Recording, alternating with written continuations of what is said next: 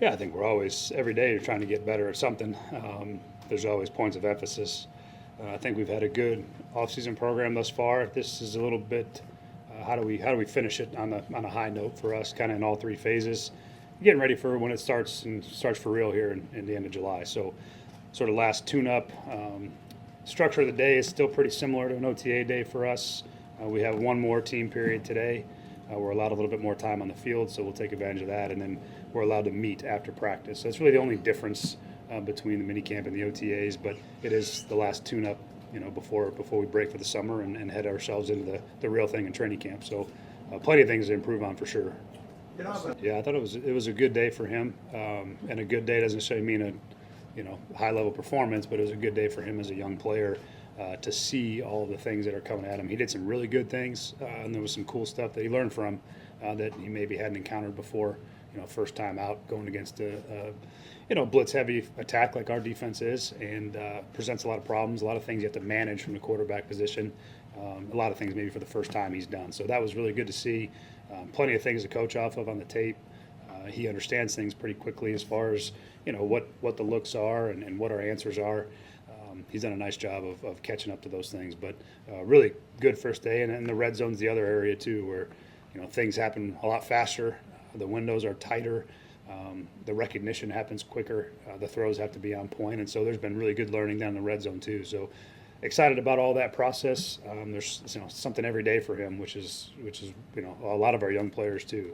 It's been good to work through all that stuff. The easiest answer is that the first year. Guys are focusing a lot on what to do. They're trying to learn new terminology, how we want routes run, how the process, what they have to do.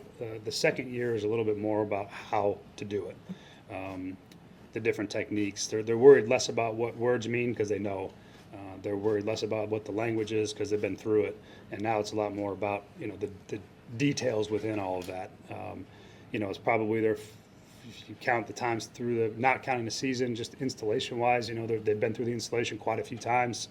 So everything is, the newness of it is gone, and now it's about how do we refine the details of what we're asking. From a route technique standpoint, from a coverage recognition standpoint, those are all really important aspects, and it's just part of building. When you're doing something new, that first step is you're just trying to get it all under your grasp. And then as you improve at it, you're trying to find out how you can do a better job within the framework of the system. So that's probably the easiest way to explain kind of year one versus year two for our guys. And then as we evolve and adapt, we study around the league every year. You see, teams running some things, maybe different ways, different formations, different personnel groups.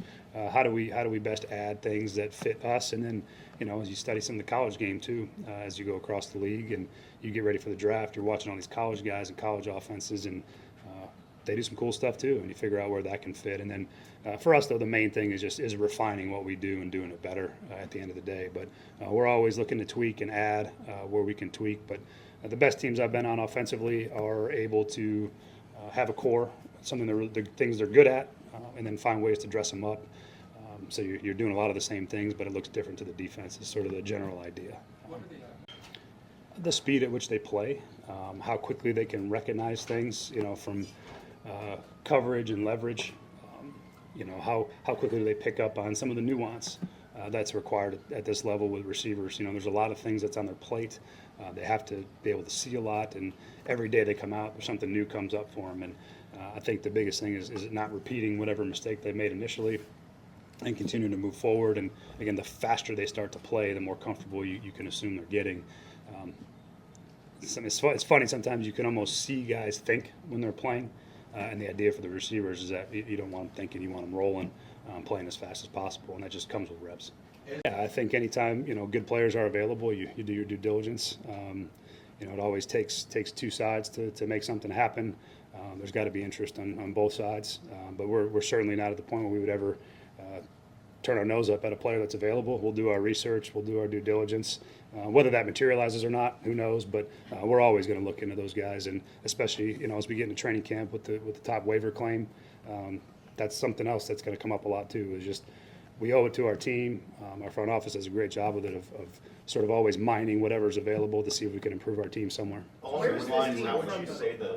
I'll come back and finish the follow-up. Yeah, what do you recollect about Yeah, I mean, Jermaine was a key piece of our defenses in those runs when I was there in Cincinnati. Leader, good player, productive player. He's kind of responsible for some pretty memorable moments for those teams in those couple of years. And, I was with him from the time he was drafted till I left, so I got a good knowledge of the person. They're certainly, the type of guy you'd want to be around. Along those lines, you've talked about how it's just difficult with the linebackers to evaluate until the pads come on. Mm-hmm. What would you say the level of patience is with the young guys you have, trying to see who can step up there, and then what's the level of buy-in to the group that you have? Maybe confidence is the right word that you have that somebody will emerge. Yeah, excited about what those guys have done. They've really grown. Cedric and James have grown. Adding Orgy and the guys that we've kind of supplemented veteran-wise have really shown up for us. It's hard to evaluate linebackers without pads, as you said. But being in the right spot, reading the right keys, being in the right place in the pass game, all that stuff you can see parts of. And those guys have made some jumps. And I'm looking forward to seeing what they look like in training camp.